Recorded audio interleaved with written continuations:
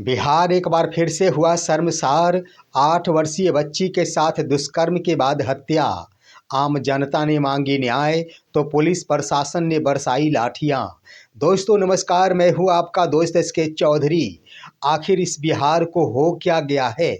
न जाने दरिंदगी करने वालों में क्यों नहीं खौफ होती कि इसका परिणाम मुझे क्या मिलेगा।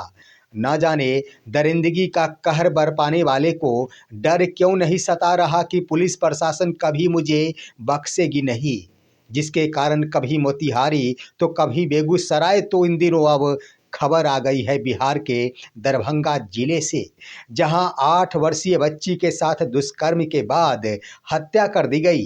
और आम जनता ने जब पुलिस प्रशासन के सामने न्याय की गुहार लगाई तो पुलिस प्रशासन के द्वारा लाठियां ही लाठियां बरसाई गई है। आइए दोस्तों, आज के इस वीडियो में हम आपको बताते हैं कि आखिर पुलिस प्रशासन ने क्यों लाठियां बरसाना उचित समझी। उसके बाद आखिर किसने दरिंदगी की, किसके साथ की, कहाँ की, कब की। लेकिन इससे पहले मैं आपसे गुजारिश करूंगा, अगर आपने अभी तक हमारे इस चैनल शौर्या हिंदी न्यूज़ को सब्सक्राइब नहीं किए होंगे तो कृपया अभी सब्सक्राइब कर लेंगे। दोस्तों मामला जुड़ा हुआ है बिहार के दरभंगा जिले से।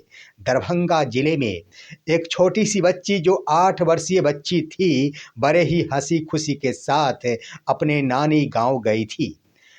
वो बच्ची जिसका नानी गांव दरभंगा जिले के बेला गांव पड़ता था। दरअसल दोस्तों वो बच्ची नानी गांव पहुंचते ही नानी गांव में रह रही अन्य बच्चियों के साथ खेलना प्रारंभ कर दी। शाम का वो वक्त था। 8 से 10 छोटी छोटी बच्चियां नानी गांव के बगल में ही एक पटवा पोखर था, उसी किनारे खेलना प्रारंभ कर दी थी।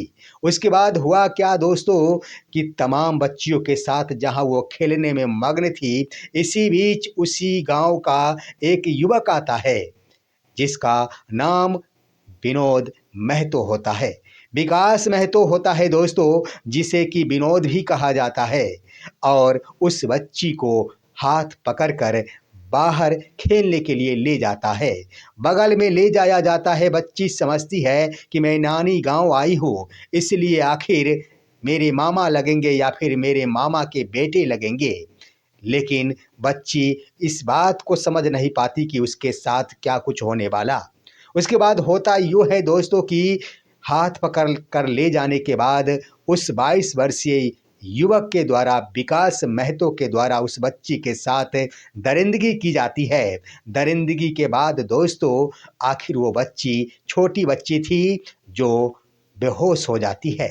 अब इस विकास को इस बात का डर सताने लगता है कि ये बेहोश हो गई तो इलाज क्या होगा, जिसका नतीजा यूँ होता है दोस्तों कि विकास यही समझता कि अब इसके जीवन लीला को समाप्त कर देना ही इसका समुचित इलाज है। उसके बाद गला दबाकर आखिर उसकी वहीं पर हत्या कर देता है। होता यूँ है दोस्तों कि उधर उस बच्ची के नानी गांव के परिजन, उस बच्ची के परिजन आखिर ढूंढने में लग जाते हैं कि शाम हो गई, अंधेरा छा गया, बच्ची आखिर अभी तक घर लौटी क्यों नहीं।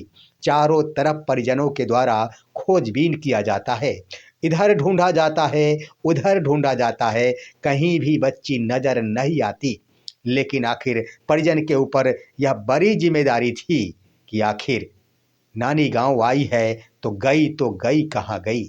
दोस्तों देर रात हो जाती, उसके बाद भी परिजन हार कर नहीं बैठते, ढूंढते रहते हैं। इसी बीच उस जगह पर पहुंचते हैं जहां पर 4-5 कुत्ते भौंक रहे होते हैं।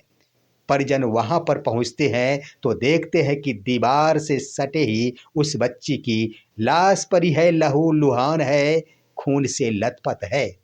तुरंत ही परिजनों के द्वारा पुलिस प्रशासन को इसकी सूचना दी जाती है। पुलिस प्रशासन भी सुनती है और दरभंगा एसएसपी जगुनाथ रेड्डी तुरंत ही दलबल के साथ उस जगह पर पहुंच जाते हैं। पहुंचने के बाद जगुनाथ रेड्डी के द्वारा इस मामले की छानबीन की जाती है। सीसीटीवी फुटेज की जांच की जाती है, जिसमें स्पष्ट रूप से दिखता है कि सबसे पहले बच्ची अन्य बच्चियों के साथ खेल रही थी। इसी बीच एक युवक आया है और उस बच्ची का हाथ पकड़कर बगल में ले गया है। उसके बाद ओझल हो जाता है वह दृश्य। पुलिस प्रशासन को यह सुराग मिल जाती, सबसे पहले जगन्नाथ रेड्डी के द्वारा उन बच्चियों के पास जाया जाता, उसे जगाया जाता है और जगने के बाद यह फुटेज दिखाई जाती है कि पहचानो ये युवक है कौन। बच्चियां देखते ही पहचान जाती है कि यह कोई और नहीं, पड़ोस का ही विकास महतो है, जो हम सब खेल रहे थे उसी वक्त आया था और इस बच्ची को बुलाकर खेलने के लिए ले गया था। दोस्तों, पुलिस को पूरी तरह अब यहाँ पर सुराग मिल जाती है। पुलिस प्रशासन तुरंत ही बगल के घर वाले विकास महतो के घर पहुंच जाती। वहां जब पहुंचती है तो विकास महतो सो रहा होता है। दरवाजा खटखटाया जाता है, जगाया जाता है। जगते ही विकास महतो ज्यों ही आता है, पुलिस प्रशासन अपनी निगाहें गड़ाती है उसके कपड़ों पर। विकास महतो के कपड़ों पर आखिर खून के छींटे होते हैं। नतीजतन पुलिस प्रशासन को यह सबूत मिल जाता है कि दरिंदगी कोई और नहीं, इसने ही की है।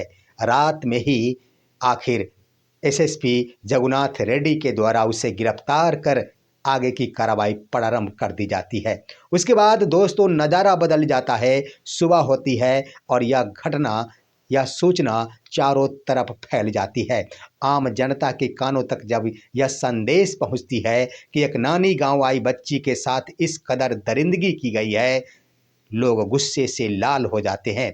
पुलिस प्रशासन से न्याय मांगने के लिए आगे बढ़ने शुरू करती है। दोस्तों, होता यूं है कि जब यहाँ पर शुरुआत होती है सुबह की, चारों तरफ से लोग सड़क को जाम करना प्रारंभ कर देते हैं। उसी बेला गांव के ही बेला मंदिर के पास के सड़क पर ही तमाम ग्रामीणों के द्वारा सड़क जाम कर दिया जाता है और पुलिस प्रशासन बुलाने की मांग की जाती है।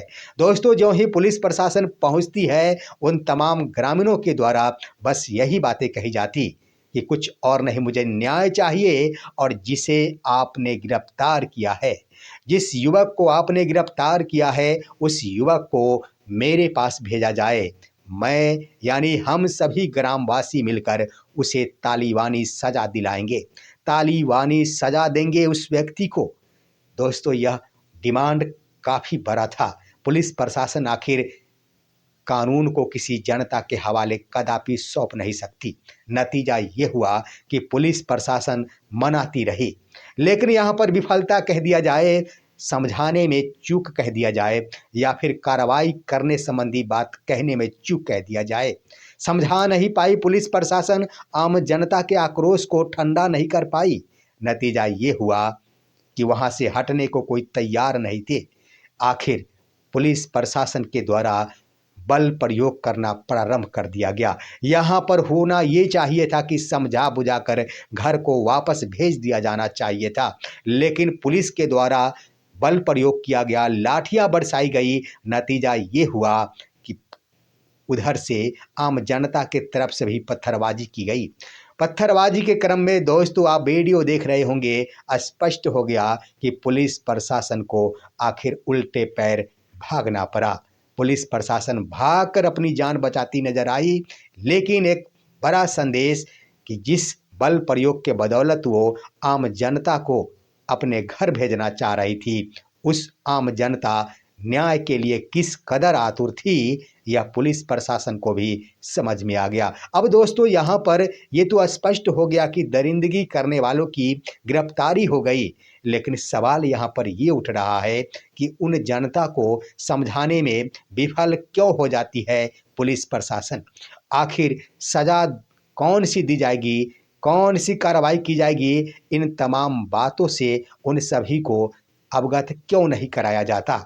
देखना है कि आखिर इस दरिंदगी को लेकर बिहार में आगे क्या कुछ होता है। लेकिन लगातार ही शर्मसार कर देने वाली घटना बिहार के कई जिलों में बारंबार हो रहे। इससे तो स्पष्ट हो रहा है कि दरिंदगी करने वालों में आखिर इस बात की खौफ नहीं है कि पुलिस प्रशासन मुझे कड़ी से कड़ी सजा दे सकती।